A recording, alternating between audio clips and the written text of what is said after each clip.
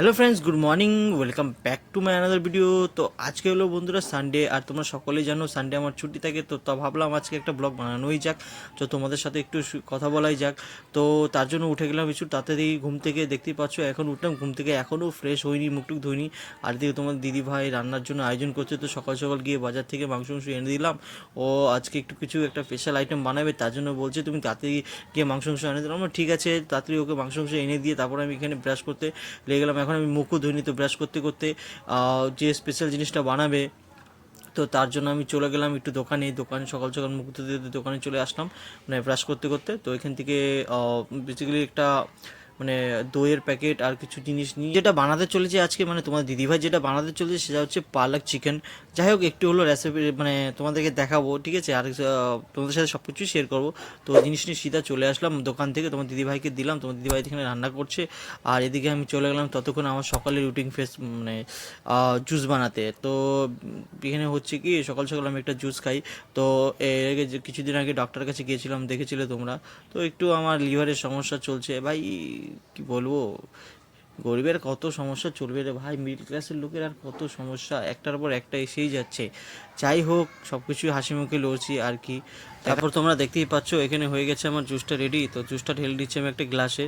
তো এই জুসটা খাওয়ার বন্ধুরা অনেকই বেনিফিট রয়েছে, যেমন তোমার পাচনতন্ত্র ঠিক থাকে, পেটের মানে ডাইজেস্টিভ সিস্টেম একদম ঠিক থাকে, তারপর ব্লাড পিউরিফাই করে।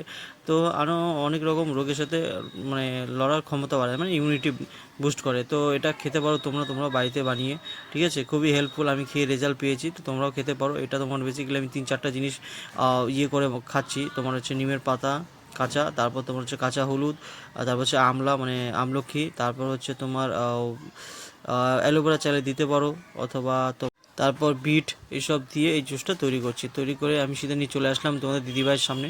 তোকে বললাম খেয়ে দেখো তো কেমন হয়েছে। আর জুস কেমন হবে, জুসের তো একটা মানে আলাদা ইয়ে হয় না, করবাহাট। তো যেগুলো জিনিস খেতে ভালো হয় না সেগুলো জিনিস কিন্তু খুব উপকারী হয়। তো ওকে দিলাম, ওকে দেওয়ার পর আমি খেয়ে নিলাম, কারণ এই জুসটা খাবার একটাই নিয়ম, সেটা হচ্ছে খালি পেটে তোমাকে খেতে হবে। তো চা খাওয়ার থেকে ভালো এই জিনিসটা কন্টিনিউ করা খুব ভালো। তো এতদিন তো এইসবই খেয়েছি, খেয়ে খেয়ে পেটটাকে বরবাদ করেছি।